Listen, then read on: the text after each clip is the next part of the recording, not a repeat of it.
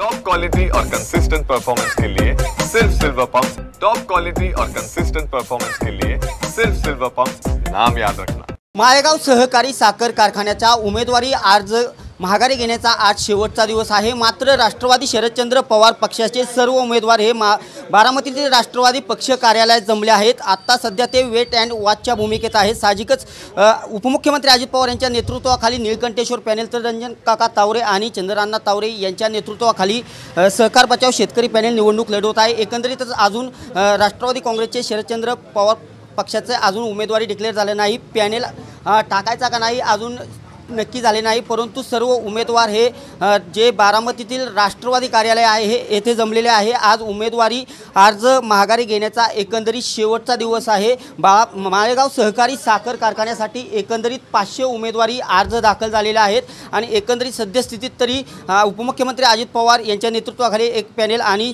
चंद्रअण्णा तावरे आणि रंजन काका तावरे यांच्या नेतृत्वाखाली पॅनेल सद्यस्थितीत 2 झालेले आहेत। परंतु सध्या 2 दिवसांपूर्वी गोविंदबाग येथे शरद पवार यांनी राष्ट्रवादी काँग्रेसच्या सभासदांची मीटिंग घेतली होती आणि 2 दिवसात निर्णय कळवतो असं सांगितलं होतं। मात्र अजून देखील कसलाही निर्णय आलेला नाही। साहजिकच राष्ट्रवादी काँग्रेसचे सर्व उमेदवार हे राष्ट्रवादी कार्यालय आहे बारामती येथे जमलेले आहेत आणि साहजिकच आज शेवटचा उमेदवारी अर्ज घेण्याचा दिवस असल्याने काय भूमिका स्पष्ट होते हे देखील पाहणं तितकंच महत्त्वाचं ठरणार आहे। परंतु सद्यस्थितीत तरी माळेगाव कारखान्याचा आज उमेदवारी अर्ज घेण्याचा शेवटचा दिवस आहे। मात्र अजून देखील राष्ट्रवादी शरदचंद्र पवार पक्षाची भूमिका स्पष्ट झाली नाही। मात्र सर्व जे उमेदवारी अर्ज दाखल केलेले आहेत ते सर्व उमेदवार सद्यस्थितीत तरी राष्ट्रवादी कार्यालयामध्ये जमले आहेत आणि वेट अँड वॉचच्या भूमिकेत दिसत आहेत।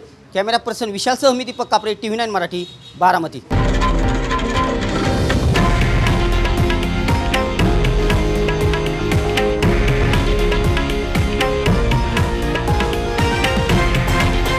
हे आहे देशातील नंबर 1 न्यूज नेटवर्क आणि आपण पाहत आहात TV9 मराठी, एकमेव।